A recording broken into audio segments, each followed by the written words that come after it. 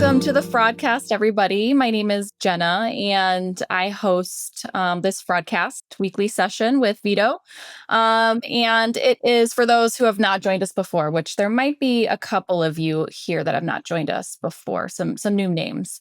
It is a weekly session that we host to talk about all things fraud, e-commerce fraud, the trends that we're seeing. And it's an awesome place to come together and talk about what you're seeing in your day-to-days with other folks who are very knowledgeable in the space as well. A great place for you to like bounce ideas off of, see if other people are kind of seeing the same things that you're dealing with. So if you guys have anything that you have top of mind in these that you bring to these sessions and you want to bring it up, that is totally welcome. We do talk about like a specific subject typically each week. And as you know, this session, we're going to be talking a little bit about agentic checkout.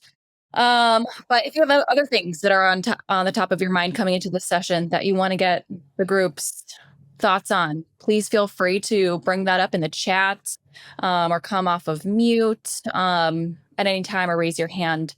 You can totally talk about that here. A few ways that you can participate during the session. As I mentioned, you can obviously use the chat. If for whatever reason you would like to ask an anonymous question, you can use the Q&A function that could be found in your Zoom menu. And then, of course, our favorite is just coming off of mute or raising your hand and being part of the conversation with us. I see we have some returning folks, whether you have joined us before or this is your first Fraudcast. We would love for you guys to introduce yourselves in the chat with your name, your title, your company, maybe where you're calling in from, and then sharing your LinkedIn if you care to connect with other folks.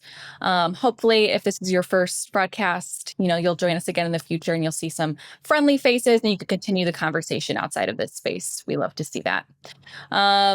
And yeah, with that being said, I'm going to hand things over to your host, Vito. Lock it, fill it, call it, find it, view it, code it, jam, unlock it, surf it, scroll it, pause it, click it, cross it, crack it, switch, update it, name it, read it, tune it, print it, scan it, send it, fax, rename it, touch it, bring it, pay it, watch it, turn it, leave it, stop, format it.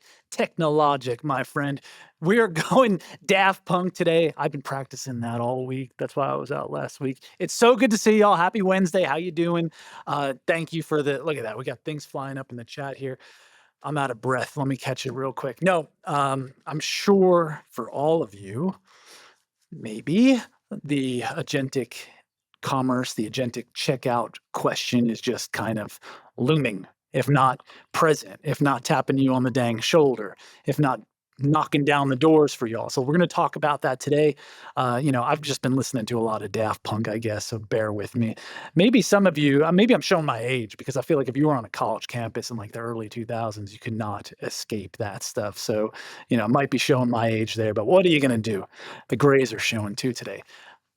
Personalization, perso, it's something that we hear a lot in this world of ours, right? Everyone's pushing you for perso. Everyone's talking about how do we personalize our stuff? How do we get the right things in front of the right people, humans, right?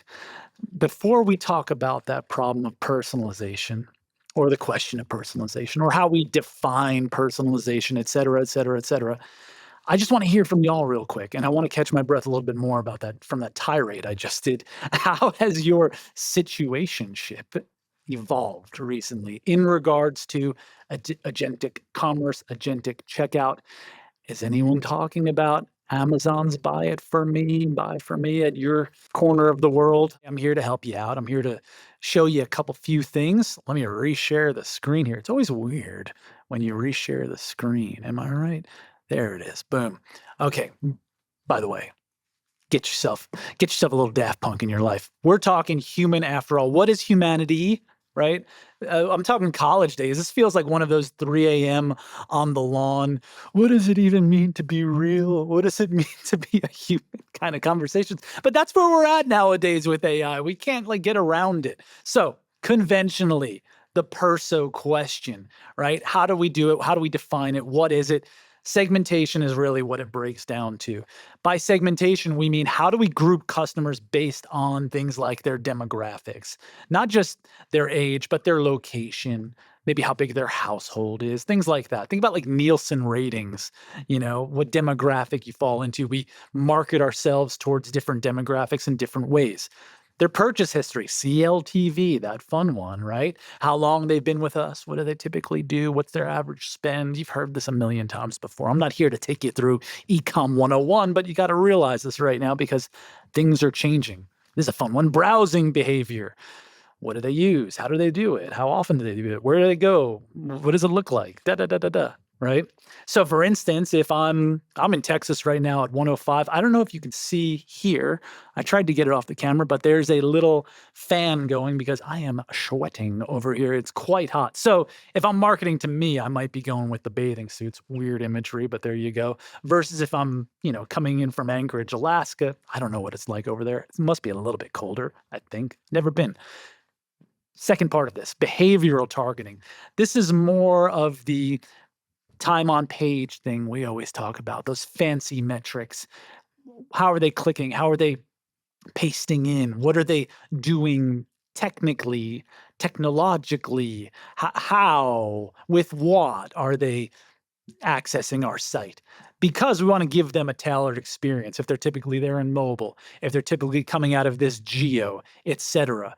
So, if you're always going after those running shoes, and I know Caroline's always going after those running shoes. Maybe when you log on to the page, I'm going to show you the specific running shoes that are dropping on the site versus, I don't know, the blenders that I'm also selling in my bric-a-brac, right?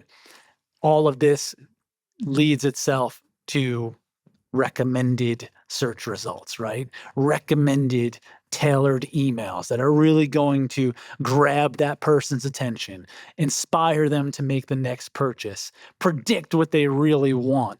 We've been talking about this for years, right?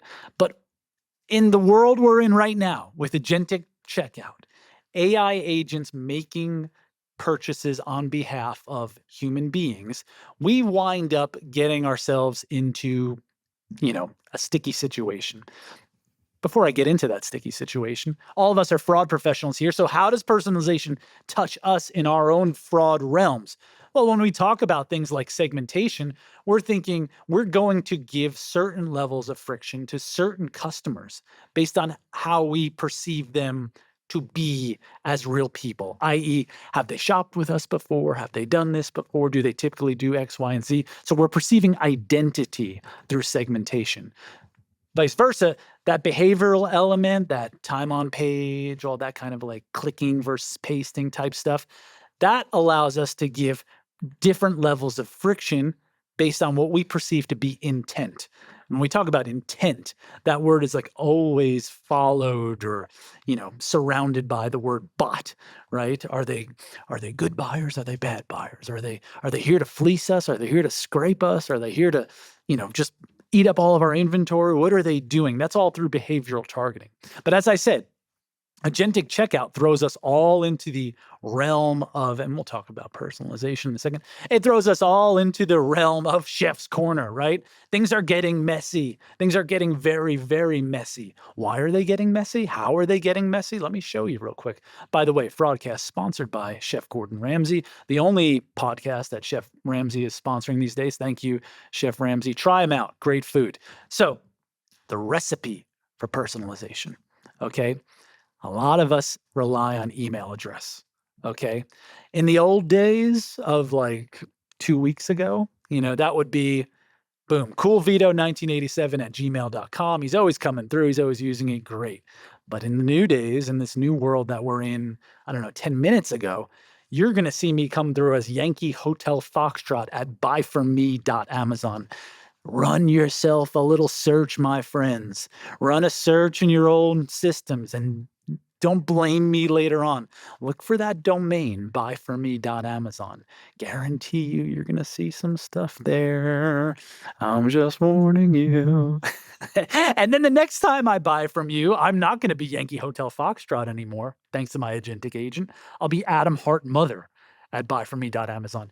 Kudos to anybody in the chat who can kind of figure out which albums I'm referring to there by which artist, but we'll get back to that another time. So I'm not going to maintain the same email address. That's going to be really like, I'm getting a little slippery here. It's going to be a little difficult then to personalize and give perso based on me if my email address doesn't stick anymore. Not to mention, if you open up your phones right now and you look in your preferred email client, I've got 4 different emails as a human. So as a agentic shopper, I'm going to have a new email every time I transact through this relay service. How do we handle that? IP address, okay? Right now, my IP address, the modem is right over there, y'all. If you ever come over and you need to reset the modem, it's right over there. My IP address is going to point right to that every time, all the time, no matter what.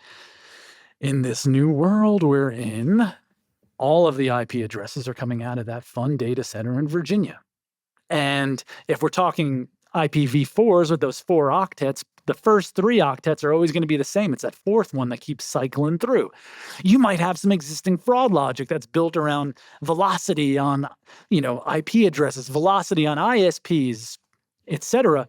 That might be triggering some false positive declines. Watch out, my friends. Watch out, my friends. And every time I transact, I'm going through that data center in Virginia, along with the thousands and thousands of other people, the millions in attendance who are doing the same kind of thing as me using this agentic checkout platform.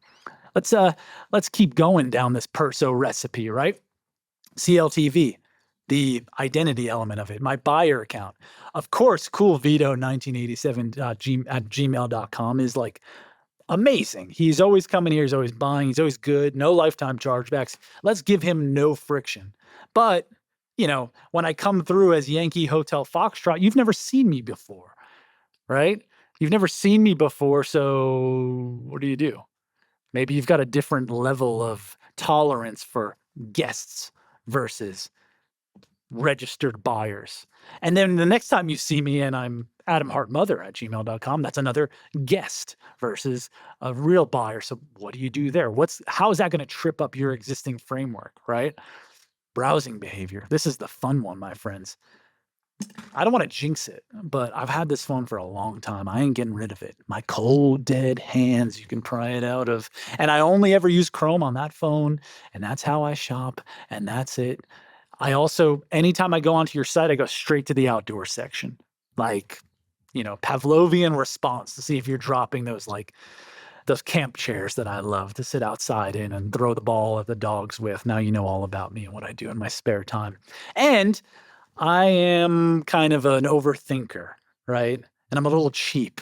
So it takes me 15 minutes on average to commit to pressing that buy now button, But as of 5 minutes ago in this world we live in, you're going to see some sort of desktop type browser come through that doesn't show any operating system on it.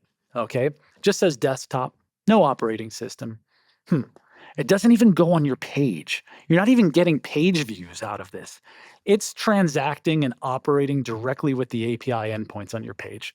So, I know we're all fraud types here, and maybe we're not so concerned with page views, but you're not getting page views out of this. That's going to be kind of crazy. How does the rest of the teams in your organization might want to be hip to this or hear about this from you? Ooh, get you that cash, get you that capital. I learned that at the Susie School of Communications, right? That's how you kind of build up your kind of bag of tricks here, build up your status a little bit, warn them those page clicks going down. And as I said before, I like to spend a long time overthinking the kind of purchases I make. This thing's transacting in milliseconds. Boom, done. You didn't even get an opportunity to upsell it. You didn't even get an opportunity to say, well, people like you typically buy this. Nope, it's in, it's out. Highly efficient. So, what sticks? I love this picture of Chef Ramsay because it's kind of unsettling. And I think this is like unsettling news for us here. How can we personalize ourselves, both from a marketing perspective or just a brand and business perspective, and specifically from a fraud perspective, from building out our different, you know, friction levels and, thresholds or segmentation thresholds? What sticks? What's still going to be around in this new world? And how sticky is it? First off, is that card holder and delivery recipient name. It's still going to be there. But I mean, for every Vito Petrozelli, by the way, I'm the third one in my family. So there's plenty of, I think it's like John Smith in Southern Italy, if you go there. There's plenty of actual John Smiths and people who's, how are you going to personalize off a name? So many people, it's not very unique at the end of the day.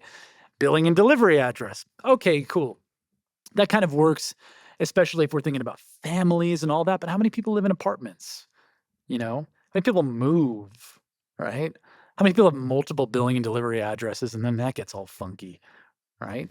Finally, the only other thing that I've seen that sticks is phone number. And that's pretty good, right? I know we're all fraud types, so maybe you're just like me and you've got that burner phone number for when you reach out to folks, right? To check up on things. Am I exposing myself too much here? I use voice.google.com. I'm not ashamed of it. I don't want people call my direct line. But are these things going to be effective in this new world? Where do we go from here with personalization? So the questions and the things I want to talk with you about today are not only where do we go from here, but what are you doing currently around around personalization? Let me go back. I'm like I said, I'm a little all over the place. I've been listening to Daft Punk all morning. How are you approaching personalization today based on the fact that this is what's up? Amazon can now buy products from other websites for you. If I can't find the thing I want on Amazon, it's going to go on your website and buy it through this agent. How do we feel about that? I'm going to take a sip of water. Great to see y'all. Let's talk, y'all. Control part around it. So if Amazon's AI is going in and buying it from my website, I don't have a problem as long as if fraud is related to it, it goes back to Amazon because it's going through their fraud filters, not mine. Or a double fraud filter. Who's being held accountable there? Where's the liability at, right? Yeah. It's good. It would be great to hear from the card brands on this, especially as they're building up their own agentic checkout type stuff. Yeah, sorry. Yeah, because if the liability goes back to Amazon, have at it. Enjoy. Sell all of my things for me. Thank you so much. Also, I have a couple things I'd like you to find, so I'm going to go into a bit of fast. Yeah, how do I put like a target for this agent? Like, hey, go look here. This is clear me out, please. Yeah. And then Caroline posted a great question too. And Shelly and everyone else, I'd love to hear what you think about this. What happens to loyalty programs? Every single one of us is operating with some sort of loyalty program, right? If it's an anonymous checkout, if it's always a guest checkout, what happens to those conversations around loyalty programs? And, it does, to Jamie's point, sound like a nightmare of evolving info to trip up ML models, right? Do we have to start from scratch? Do we have to do that? Like, my hair is already gray. It's just going to be falling out now. What do we do, y'all? Does it matter how the fraud team feels about these things? If the suits think AI is the next big thing, they'll be all in no matter how we feel.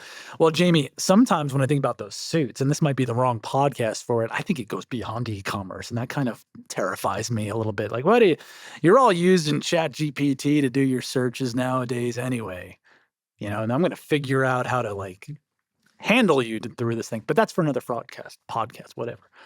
What do we think about this? Because I got thoughts. I've got emotions, as they like to say.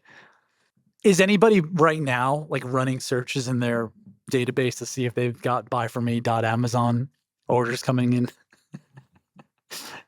Is that why you're all quiet? Did I freak you out a little bit?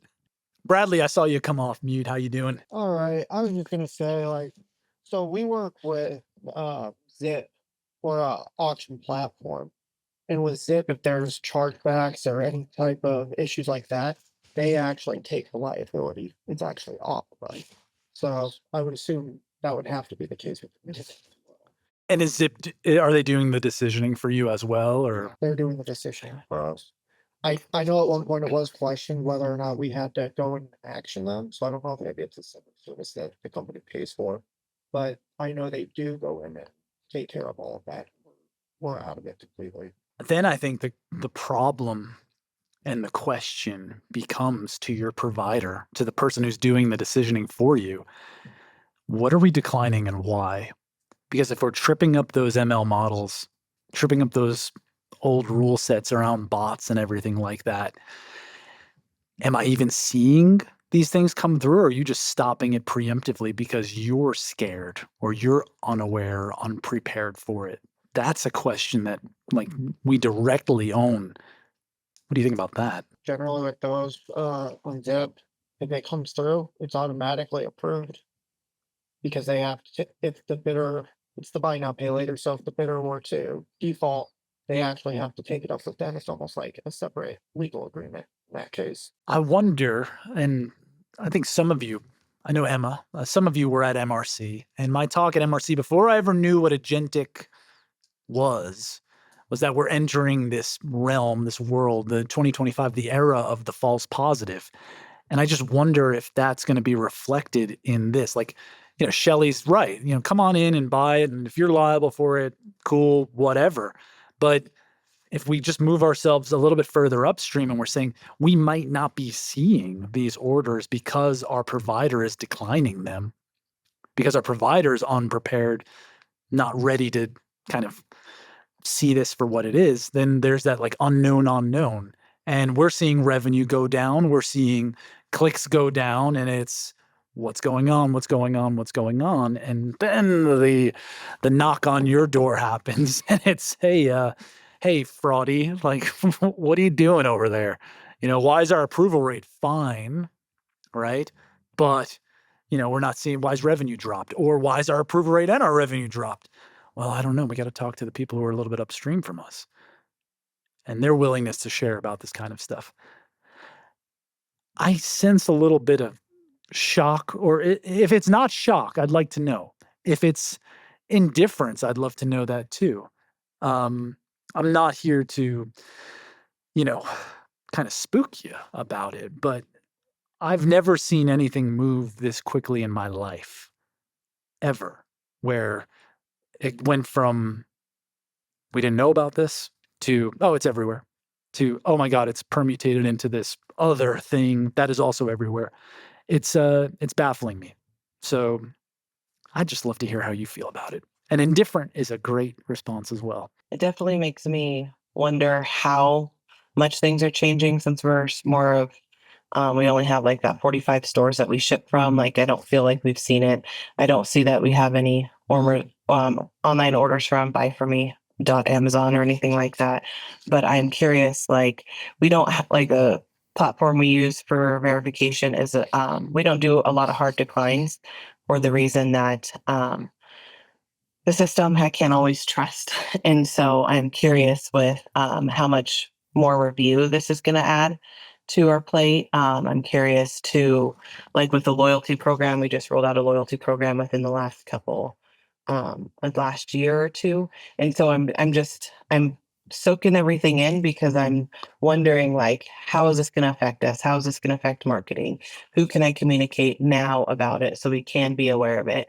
I have talked to one of our e-commerce IT guys and asked him about it, and he doesn't know a whole lot about it either. And so I'm like, oh man, without us knowing a lot, what are the ramifications for that? And so honestly, I'm just trying to soak in everything and just trying to figure out in my own brain, how is this going to change a job? Is it going to be where we hire more people? Is it going to be where we go to changing a whole platform so that we can auto decline, auto approve, but then we run into what you're saying, how are we losing, or we might be losing revenue if we go about it that way. So it's just trying to soak in all that information right now, but it's also what can we do? Honestly, it's just asking those questions. I love that you brought up the IT people, right? Because sometimes if we think about perimeter defense, they might be blocking, automated bot type traffic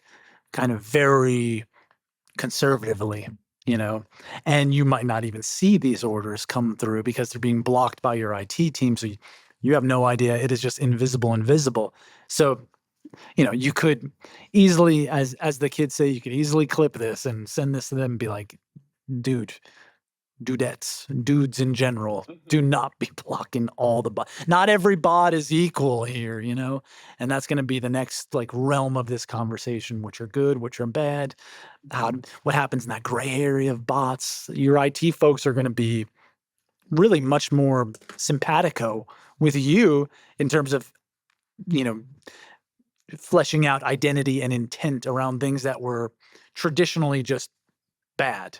So great place to start the conversation. Absolutely. I was I'm curious too with the payment portals and payment processors. How many are they going to block on their end due to just them not being able to personalize and be able to figure out if it is the card holder or not? So I'm curious how that will work too. Because it might not even be us, it might be our payment processor. Shelly, I see you're ready to pounce. Well, I think that, this is the state we're living in when you talked about how quick this is. It came out yesterday morning, and by noon, half the world was using it. And by dinner time, it was rampant everywhere, just done. So I kind of wonder, just given the audience that we're in, are we better prepared because we're used to living in a reaction state to fraud? We know how to deal with something that just goes flash pan really quick. And granted, we may not have the tool, but we don't run around with like a chicken with our head cut off, like the rest of the world is going to do. We're like, well, it had to come from somewhere. Let's call these people and get them engaged. We can stop it from what point? Where do we have control set in place that we can stop something or approve something that's needed? We get a customer coming and saying, I'm doing this and all of my orders are being canceled. Why? Oh, well, hold on. Let me go back, and we work backwards. I honestly think we're going to be way better prepared than a lot of people because we know how to do that. Because it's what we do. We play jazz. Yes. Give it some credit. I feel a lot. I think you've imbued this chat with a whole lot of job security here, and a little bit of confidence. So thank you for that, Shelly. I love that. It's a nice move then to proactively go out to our IT, our providers, our payment providers, and be like, show me all your declines. Just show me everything we're stopping. That way, and I'm putting myself in your shoes, Shelly. When those conversations happen, I got the receipts. Here's what y'all are doing, and I told you so. And boom, now it's elevating our brands a little bit. I love that. That had to inspire some other folks here. How are we feeling about that? Well, Josh, great seeing you. No e-check 3 times. That's how no stone unturned over there. Well done, Josh. Great seeing you. I know our friend Justin is a road warrior today. He's on the road. But Justin, you did say you had a story. I don't know if you could hear me. We'd love to hear your story if you're using a hands-free device and operating your vehicle in a safe manner. We would absolutely love to hear your story. Can you guys hear me okay? Yes, sir. Loud and clear. Yeah, I just parked, so I'm good. So don't worry about that. But actually, side note, I'm taking off to catch a Dodgers Rockies game this evening. So it must win. Yeah. Must win. It's embarrassing if you don't.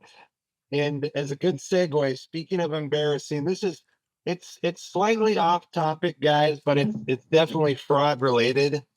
And this is just a little story where it's we're all friends in the chat here, so we share our successes and our failures. And we got bit the other day by a situation that feels like, gosh, we should have known better. This seems like it's just a basic, everybody should be able to catch this and not get affected by it. But we got bit, and so just going to share it with you guys. And in the off chance that no one has encountered this yet, hopefully maybe a little learning experience, or if anybody else has any feedback on, thoughts about this. But the scenario is, we had what I believe is, based on the phone calls that I've listened to, we've had one individual who has created at least 3 separate identities that we've identified. And starting with as far back as about 2 months ago, up until about 2 weeks ago, we've identified 7 different orders across these 3 entities. And this individual would call in the orders.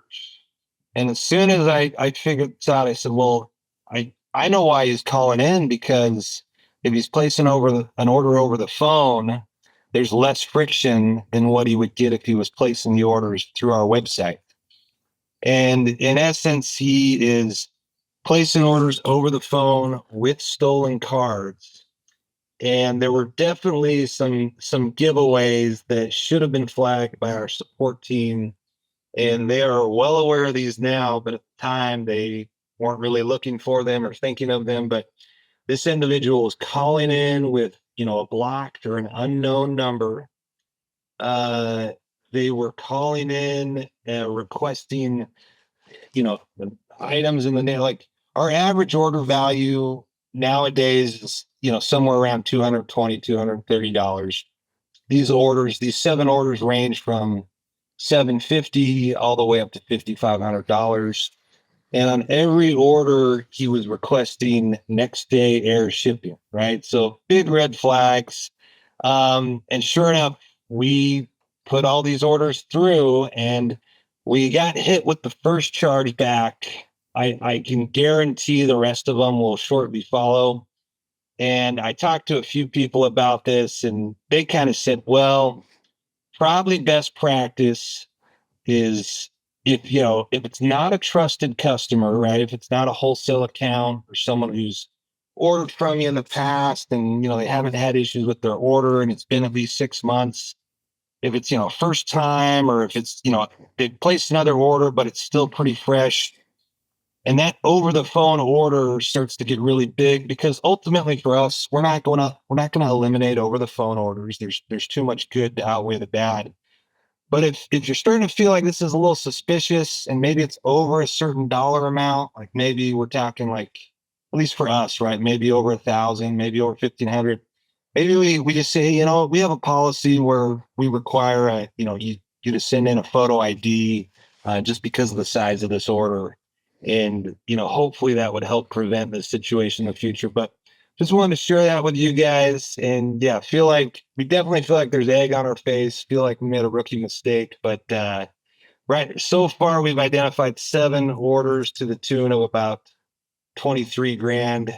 And there might be more out there. But anyways, curious to hear if anybody has any thoughts or suggestions on that. And if no one's experienced that yet, and they potentially could, just be aware of it. Have at it, y'all. And egg is off your face, Justin. Thank you for sharing. I think we've talked a lot about phone fraud with some people around here lately. So please, I saw grimaces. I saw a lot of sweat on the brows. Please, I'd love to hear from y'all on this. I can start if nobody else wants to chime in. All right, we have done some agents also, and that happens to us constantly, Justin. They're always calling into the other, person.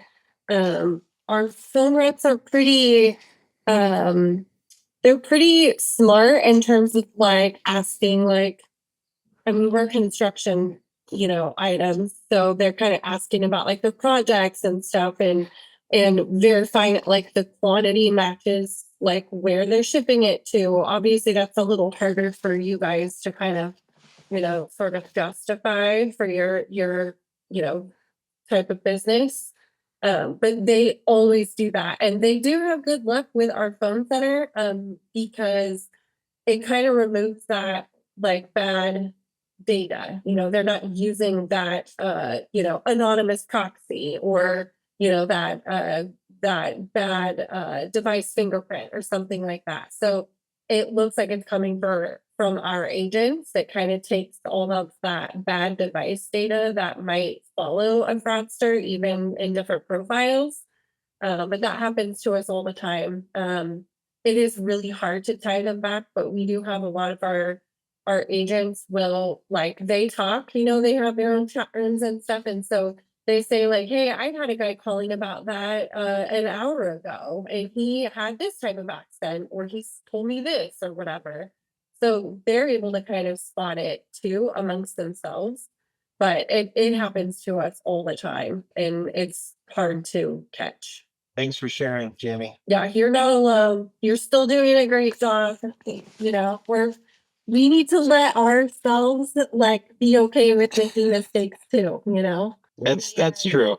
Justin, we had an identity fraud. It's actually a guy who resurfaced. I think he was in jail.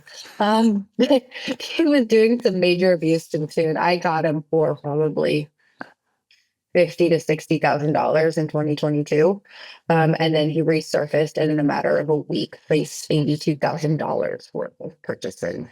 But this was straight bikes and roads and stuff. So these things get hand delivered. It was actually flagged on this time by our 3PL team delivering, saying, hey, this was really weird. This guy said, I placed 3 orders. You can just drop all the bikes here. Hey, that's a flag. I called him Rhode Island guys because they were all in Pawtucket and Providence. I have a list of 25 different addresses, over 70 aliases, because he would use the stolen identities alias to get through our fraud filters. And use spoofing IP addresses because he wasn't using the phone. He was actually doing everything online. And then his first demo, we changed things up a little bit, would be to call in and do an address update. And that's where it got flagged a couple times because it was the same guy and everybody knew his voice. And they were like, no, that's so nice. I said, he literally sounded Rhode Island guy. So we would stop it for those. But at first it wasn't flagging. And it was educational moments for me to the agent saying, why on earth would you change an address that's got billing and shipping to Southern California? And 2 days later, he calls you and says he needs it shipped to Rhode Island. That's a problem. When they're changing codes, let alone zip codes and states. No. They're like, oh, well, he said he was moving. And I was like, and you didn't know he was moving 2 days ago? To get a bike delivered in 3 days? Logic. So we started putting logic pieces in. That was a big one. Yeah, Justin, don't feel bad. Trust me. I've got another guy who was using I think I got 12 different aliases since 2019 and it's faced over $100,000 worth of orders that we're still trying to nail down. So they just keep getting more creative. That's wild, Shelly. Thanks for sharing. I was just curious. We've dealt with the same thing and we've had to put some precautions in place because we've learned the hard lesson, but I mean, it is an educational moment for sure. Like, we don't ship expedited anymore, not really because of fraud, but due to cost, but also when we did, a lot of those orders we would prioritize as being reviewed orders. I don't treat our call centers separately than if a customer is placing online orders. If they call the call center, definitely have them review just as a brand new customer or as if they're placing the order online, due to the fact that our call center is not really trained to figure out fraud. Their goal is to place the order, help the customer. And I just have a good working relationship that if we do have an order placed by customer service, I'll reach out to that customer service rep and say, hey, just have a couple questions about this order before I approve or deny it. What are your thoughts about it? This is what I'm seeing on my end, and ask a little bit of questions like that. We've also gotten hit where they try to change the address in transit. And so we don't allow changing of addresses in transit. We'll say, I'm sorry, it has to be returned to sender so we can update the address in house and then send it out. Gives us a couple days of a cushion to be able to do that. But the other thing we do is also review specific items, because I know that fraudsters like specific items, especially if it's easy to resell or however they're using it. So I was curious if the one you were working with, Justin, was purchasing any of the same type of items, and were they using the same shipping address or were they using different addresses? Because I would probably dive into more of like making sure those ones get reviewed, or like the expedited shipping. I know it's a quick like turnaround, but having those ones kind of be the first ones that get reviewed. So I was kind of curious if they were using the same shipping address, or you said different identities, so I wasn't quite sure. Yeah, three different entities with 3 different shipping addresses. Granted, 2 were both in Indiana and 1 is in Ohio. So kind of same same neighborhood. Well, not, I mean, close enough, right? But yeah, different addresses. And that's generally something we will try to search, right? If there's any suspicious activity from a particular address, we'll try to, double check the shipping and double check a billing address. I had one other question for you guys too, just, running stuff by you guys.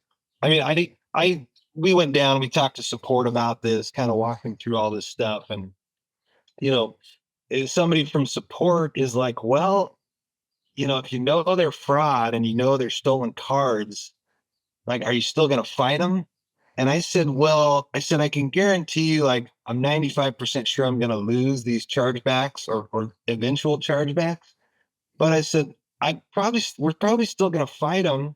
And I said, part of the frustration with this, and this might not help our case at all, but like one of these examples, it's like the order was placed the third week of April and the chargeback just rolls through like a day or two ago. So we're like 60 days into this.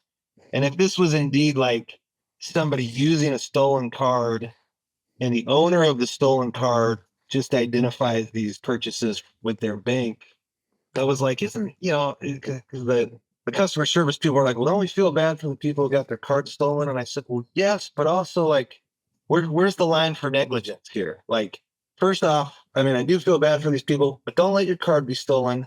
Number two, if it is stolen, know about it as quickly as possible. Like, monitor your cards, monitor your stuff. So I said, that's why we're going to fight them and we're going to see what happens. And, if we win them, we win them. And I don't feel as bad if someone was not, being very responsible. So I just want to hear you guys' thoughts on that. It's quite possible that they reported it immediately, but the bank itself decided not to file a chargeback until they completed their investigation. Good to know. I'm curious, like, kind of to piggyback off what Justin's saying, does anybody file police reports as us being the victim of like sending out product, or contact the original cardholder to have them file police reports? Because we've been starting to do that as well. And in those type of situations, I won't dispute them because if we're filing police reports stating that it is fraud, and then we're trying to dispute it saying it's not fraud. So that's kind of where I go. I saw Shelly, you guys file police reports too? Yeah, Dusty, you just Awesome. absolutely file it and dispute it, because let the bank tell you it's fraud. Okay. You're now taking on the responsibility if you don't dispute it, and you're accepting that, which means now you're accepting the liability. If you push it back on the bank and let the bank say, yeah, that's fraud, what's going to happen? And I'm attending in Chicago right now. Rhode Island guy has a Chicago guy too. But I got further with a Chicago guy because he actually used to go name. So anyway, that's just waiting. But yeah, what you'll want to do, because when they subpoena me for all of the information, and I turn over literally everything we have, and then they have the bank information from Stripe, who is my payment software, and then the identities and stuff. They can then subpoena the banks for the concerns with the bank and their end, and all of their documentation concerning fraud and the actual filing and the customer information and all of that PII stuff that we wouldn't be able to get a hands on. So I would recommend disputing every single one of them, even if you know it's legitimately fraud. Let the bank own the responsibility of telling you it's fraud officially, not you guessing. That's great information. I'm curious, do you because we have one customer, we have the same customer going into the store, pick up product, and it's the same guy, and we've disputed them to try to win them, and they come back as fraud. But then we have other stores trickle in where we know it was the same guy. So do you still dispute those ones as well? Yeah, any charge that comes through, I'm gonna dispute, unless it was an error on our end where we didn't put a refund through it. The only way we would not dispute something is if we're accepting it because it was officially an error on our end. But everything else we want to leave off to the banks. It makes it a lot cleaner too, because then if you get it accepted, if you get subpoenaed, they're going to ask you, well, why did you accept the charge? Why did you dispute it knowing it was fraud? And you're like, well, because I no, let the money give the bank map and go through the whole process. Got it. No, that's helpful. Thank you. And just wanted to throw out, Justin, we also are seeing fraud from Indiana and Ohio as well. I don't know if it's that specific area, but it seems like there shouldn't be fraud in that area. I mean, there's fraud everywhere, but it's just very strange that you mentioned Indiana, Ohio, because I'm like, interesting. We've seen that same thing. Thanks, guys. Hey, I know we're over time. One quick question, and maybe I could take it offline with Shelly, but best practice for filing these police reports. Cause like I've called different, I'm trying to figure out, okay, where's the police department? Let me, talk to their detectives and I'll leave voicemails, but it's like, what's the best way to get a response from somebody to get that up and running? Lots of dollar signs. And then I mean, I legit, it's a lot of dollar signs that says, I got this one guy, I was able to identify him, I knew the addresses, I had pictures, I had everything, and Chicago guy was $75,000 worth of fraud in a couple months. And we were able to shut him down and connect it to identity fraud across the country. So I went for the location that the stuff was being delivered to and spoke to a detective there. I happen to know somebody in retail crime, in the retail crime division up there, so that helped. So if you know anybody who does retail crime just generally, they may be able to connect you with a lower jurisdiction in that area. The big thing for me is it's hard to balance. If it's a really, really small area, there's not enough detective presence to handle it. They just don't have the bandwidth because it's small. But on vice versa, if it's a really large area like Chicago, unless there's a retail crime division, they're still bombarded with other things that are way more important that they don't have time to get to you. So it's challenging unless you can get the person who was actually had their identity stolen to also file a police report. And if it's coming from both ends, then it works. And I'm doing that with some of my rental fraud. So they're renting our bikes and then they're selling them secondhand, which obviously not allowed to do. And so we shut it off. And when that person, the secondhand buyer, purchases it and it won't work, we encourage them to file a police report that they were defrauded. And then we will work with that jurisdiction to give them everything they need to be us. Awesome. Thanks, Shelly. Well, I got to say, y'all, for those of you who were here for the James Joyce talk several weeks ago, we are living in mosaical times, i.e., like a kaleidoscope. You can look through something and see something else. I listened to a lot of Daft Punk when I was in college. I wasn't the greatest student, so I can't speak authoritatively about quantum physics. But supposedly in quantum physics, if you want to observe the movement of the electron, you can't look at it directly. You got to look at something else, and then you get that. That's what we're doing here.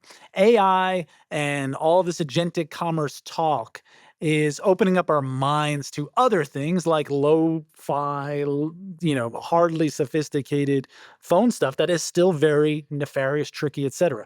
So let yourselves all as human beings, as beautiful thinkers and everything, be inspired by this world of change. Take a page out of Shelly's book and know that you are kind of jazz musicians in this world of chaos, so you're completely primed for it. And on a personal note, I just want to thank y'all for coming out always. Last week was a tough one for me. I was under the knife. I had to go see the old Sawbones. I survived. I'm here. And it's just great to be back with y'all. I tell you, I do not kid. I was thinking about this podcast the whole time that I was on that table. So thank y'all for bringing the energy, the enthusiasm, and the light, at least in my life. So I hope this helped you. Let's talk more about it. This conversation shall never end, and I am so grateful for that. I hope you have a beautiful and blessed rest of your weeks. And until next time, my friends, I will see you on the other side.